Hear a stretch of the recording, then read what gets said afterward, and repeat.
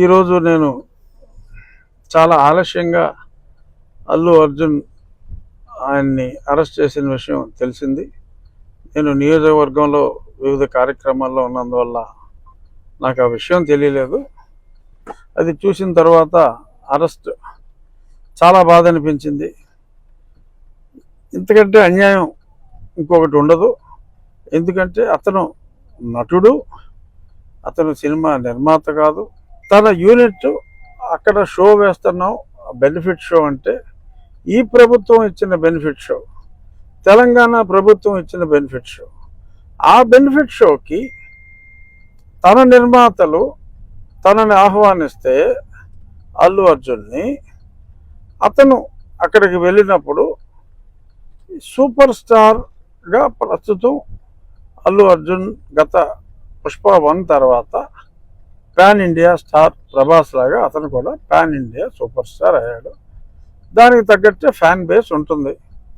మరి అటువంటి fan base ఉన్న వ్యక్తి అక్కడికి వెళ్తున్నప్పుడు యాక్సిడెంట్ ఈజ్ అన్ యాక్సిడెంట్, అది అందుకే యాక్సిడెంట్ అంటారు. So incident is different, accident is different. మరి అలాగా తొక్కిసలాట్లో అంటే అర్జున్ గురించో లేకపోతే సినిమా చూడటం గురించో వచ్చిన ఆ తొక్కిసలాట్లో ఒక వ్యక్తి మరణించడం చాలా బాధాకరం. సో దానికి కూడా వాళ్ళు స్పందించి ఇమీడియట్గా ఒక నష్టపరిహారం, ప్రాణం విలువ అపారం అయినప్పటికీ యాక్సిడెంట్లో చనిపోతారు.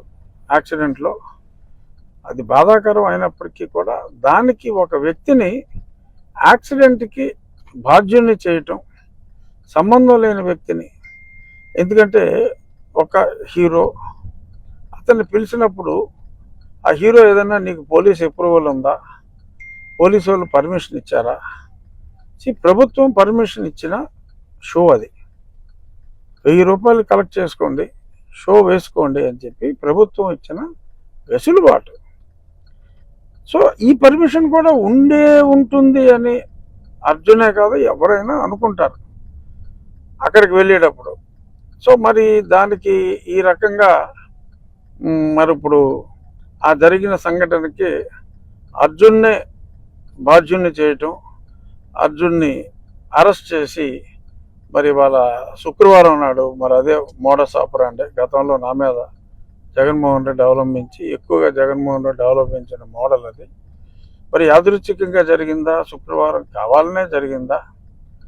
ఏదేమైనా అల్లు అర్జున్ అతన్ని అరెస్ట్ చేయటం అనేది అత్యంత బాధాకరం, మానవ తప్పిదం. బట్ దానికి ఎవరెవరో సోషల్ మీడియాలో 10 సంవత్సరాల శిక్ష, ఏదైనా యాక్సిడెంట్ ఇన్సిడెంట్లో ఇప్పుడు దాకా ఎవరికైనా 10 సంవత్సరాల శిక్ష పడిందా? అంటే ఇప్పుడు పడుతుందని కాదు, డెఫినెట్గా నాన్ బెయిలబుల్ సెక్షన్లు పెట్టినా court can give the bail and I'm sure Arjun will get the bail. అందులో ఎటువంటి సందేహం అక్కర్లా, తప్పకుండా అతనికి బెయిల్ వస్తుంది. కానీ ఈ రకంగా మరి చేయటం అనేది ఇంకా సినిమా స్టార్స్ అనేవాళ్ళు ప్రజల్లోకి రావటానికే భయపడే సిచ్యువేషన్ క్రియేట్ అవుతుందేమో అని నాకు అనిపిస్తుంది.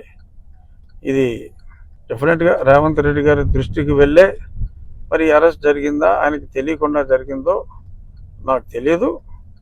ఖచ్చితంగా అల్లు అర్జున్ని he must be released immediately. This is the demand of the public. తప్పు చేస్తే శిక్షించండి. ఎవరైనా ఏదైనా హత్య చేస్తే శిక్షించవచ్చు, అంతేగాని ఒక యాక్సిడెంట్ జరిగితే ఆయన గురించే జనం అందరూ వచ్చారు, మీరిచ్చిన అనుమతి వలన ఆ సినిమా చూడటానికి వచ్చారని ఎందుకు అనుకోకూడదు? అలా అనుకుంటే బాధ్యులు ఇంకెవరో అవుతారు.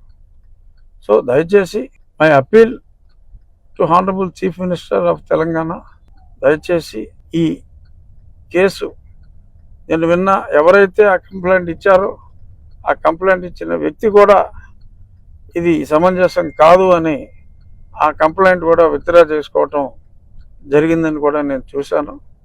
సో కాబట్టి విజ్ఞత ప్రదర్శించి ఇటువంటి కేసులో ఇరికిస్తే అది చాలా చెడ్డ మెసేజ్ ఇచ్చే అవకాశం ఉంది. కాబట్టి it might be an anomaly, kindly rectify it అని చెప్పి మనస్ఫూర్తిగా నా మిత్రుడైన రేవంత్ రెడ్డి గారిని మీడియా ముఖంగా నేను రిక్వెస్ట్ చేస్తున్నాను. తప్పకుండా Allu Arjun will get bail immediately.